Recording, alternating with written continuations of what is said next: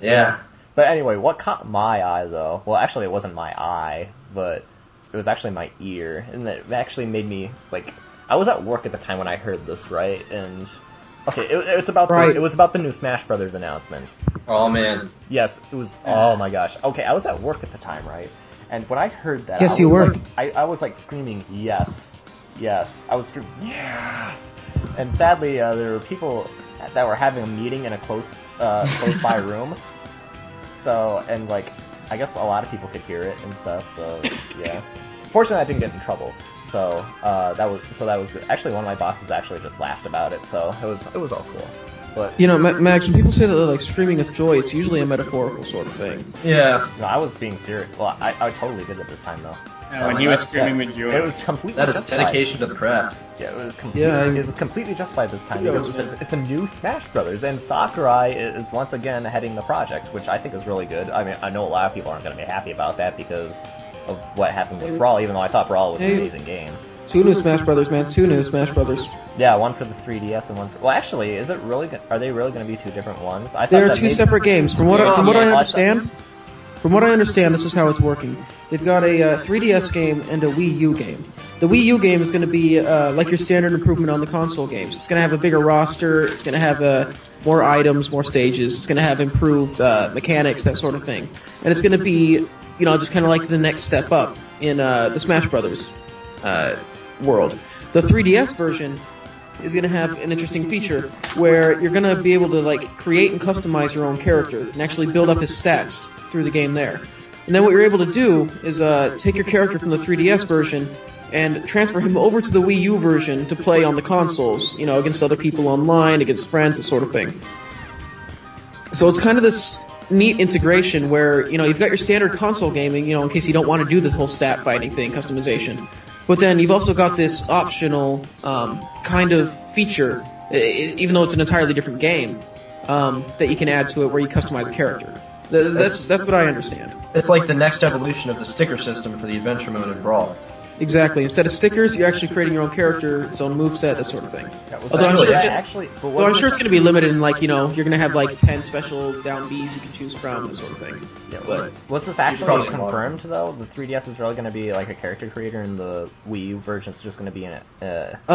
That's what he said. Yeah, I've read a couple interviews, and though they haven't officially announced anything, they did say there were going to be 2 games, and he said that he wanted to include stats with because he didn't want to just make a bigger roster and such. He wanted to do something new with the franchise. Okay. And he talked about character customization in the 3DS. That would help with character balance, in my opinion. It would, and it helps the people who are like, well, I don't want to put stats into my game. Fine, just play the console version, Yeah, you don't have to integrate the content, but it's there if you want it. Exactly. Speaking of not quite confirmed content, I have heard from a semi-reliable source that at least one of the characters that you're going to be able to play in the new Super Smash Bros. Is the Skull Kid from Majora's Mask. Really? No. Do you really think the Skull Kid's going to get in? I don't know. Or if not the Skull Kid, then Majora's Mask as a whole, as an entity on its own. That would be sweet. Or maybe he would be an assist trophy. Majora's Mask you'd at least be able to get a better moveset for. Like Skull Kid with Majora's Mask on or something like that, maybe. I don't know. What's possible? That kind of makes sense. I don't know. I don't see Skull Kid joining the party. Well, maybe not Skull Kid itself, but there's been a lot of speculation. The exact words were, hold on, I have it here. The final boss for Majora's Mask. So whether or not it's the Skull Kid or Majora's Mask itself, it is definitely a possibility. Well, Majora's Wrath. How would you take Majora and make it playable on the scale of Smash Brothers? Well, how do they do it with Ganondorf? How do they do it with Bowser? No, Ganondorf and Bowser actually have one-on-one fights, and they're not as massively ridiculous as Majora is. Well, they could have it Bowser is with Pokemon Trainer. Your down B shifts you between the 3 states. In that case, it was Charmander, Squirtle, Bulbasaur, or whatever the evolutionary forms were. But in this case, it could be first you start off as Majora's Mask, and then you can morph into Incarnation and Wrath. I don't know, but it's just the sheer size of those forms and how they move. I honestly think Majora would work better.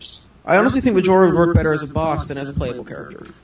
Well, that's quite possible. They didn't say necessarily to be a playable character. They just said that it would be in the game. And even then, it's a source that I trust, but it's possible that they were just talking completely out their butt. So, and of course, you can't say anything about the source because he needs to remain anonymous or something.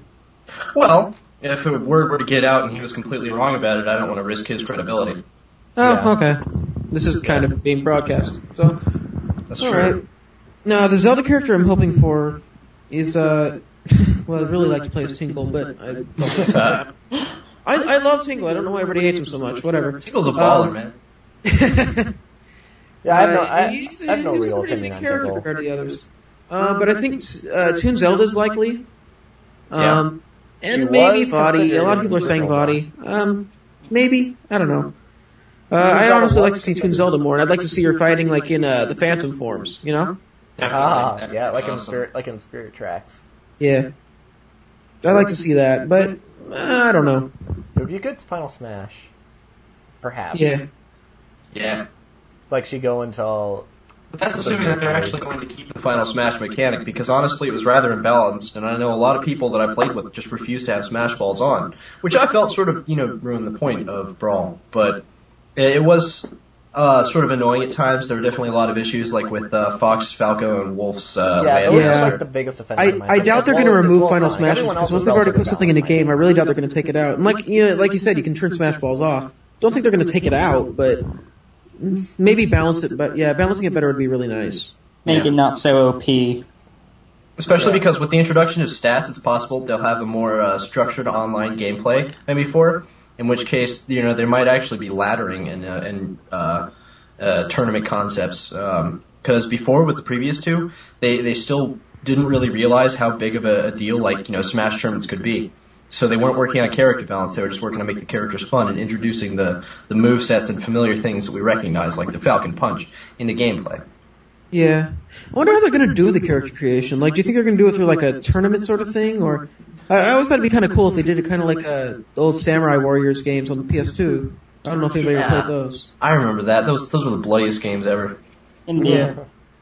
Even though the gameplay wasn't the most fantastic, like the creating your own character, I actually liked a lot. It was a very, very interesting concept, definitely. The way I picture it in my mind is that it's sort of, as you progress through the single player mode, or maybe even, just by, like doing achievements like fighting 500 matches, you, unlock more, different abilities that you can use, sort of like the parts for your ship in, Phantom Hourglass. I see what you're saying. Okay. So, like, the farther that you go on, the more interesting and unique move sets you can get. At the beginning, you only have, like, maybe 10 different moves that you can use. And as you progress more and more, you start unlocking more different abilities. And maybe even, like, hats or whatever. Oh, God, no hats. Oh, please. We should just let's just put hats in every game. I agree. We just trade between games. Well, Majora's Mask inspired Team Fortress 2 for the hats. That's my opinion. I'm sticking with it. It's a good opinion. Of course, it's my opinion. Well, yeah, Majora's Mask is awesome, so... Best game ever. What are you guys thinking about the impact that the Wii U is going to have on the Zelda franchise? Because, I mean, they kind of made this big deal out of Skyward Sword, using the motion controls. Well, we already saw Zelda HD, or the tech demo that they showed, and Right. all the capabilities that's possible with the Wii U. When it comes to Zelda, it's actually I'd say it's all up in the air, kind of, as to what they're going to do with it. I agree. I have a feeling they're just going to resort back to maybe regular controller-based controls without much motion sensing involved, possibly. Because if they go to like the darker and edgier graphics like that were in Twilight Princess, they're It's going to be harder to use motion control because, they would, with all the because darkness and the contrast. Yeah, you wouldn't be able right. to see enemies' weak points a lot, which is exactly why they changed to a brighter art style in Skyward Sword. Right. Makes sense. So yeah, but it's all up in the air, kind of, because you saw in the tech demo, or like in the Wii U promotional video they showed at E3. You saw this one guy. Okay, you saw Link first and foremost walking into the Temple of Time or whatever. And I'm gonna say it's the Temple of Time because we saw Armagoma, but you saw him walk in there. But you also saw the controller, and you saw how you could access Link's items and stuff like the spinner and Oh, the bombs and the spinner. arrows. Right. So that might just be kind of like what they could do, like maybe an Ocarina of Time 3D. That's actually what it reminds me mostly of. Yeah. Is that you have the controls, right? But you also have the touchscreen where you can access your items whenever you want. It'd be like a real-time weapon change, I guess. Oh, sorry that I'm making that reference, but it would actually be what it was. Yeah. And it would be like how they're doing it in Ocarina of Time 3D, because I know Eiji Aonuma is making a big fuss over it because he feels so bad about the Iron Boots incident that he wants to make it much easier to access. So it would be like that, only probably on a larger scale, because you have like this grid of items instead of just like only 3 that you can only set to so many buttons onto the controller itself. Definitely, and you could probably hotkey the items that you use the most so that you can access them more easily than some of the others or whatever. Yeah, that makes a lot of sense. Plus, it would seem like they could probably add some like puzzles that would require you to quick change your weapon. Yep. No, Definitely. that would be sweet. That would be really You know what'd be really nice? What if you what if they took the inclusion of this screen on the controller to kind of take the sort of the Four Sword style or the Tinkle Tuner or something like that and like amp it up to the next level where you got a second player with you. They actually do some like team based stuff. Oh, that would be sweet. Oh, that would be awesome. Like have a little like assistant character like on your shoulder with a cannon, and they can aim with the Wii U controller or something. Yeah, because I mean, when I saw Twilight Princess, when I played through Twilight Princess, and you're getting near the end, one of the things that really excited me was when all those the guys appeared.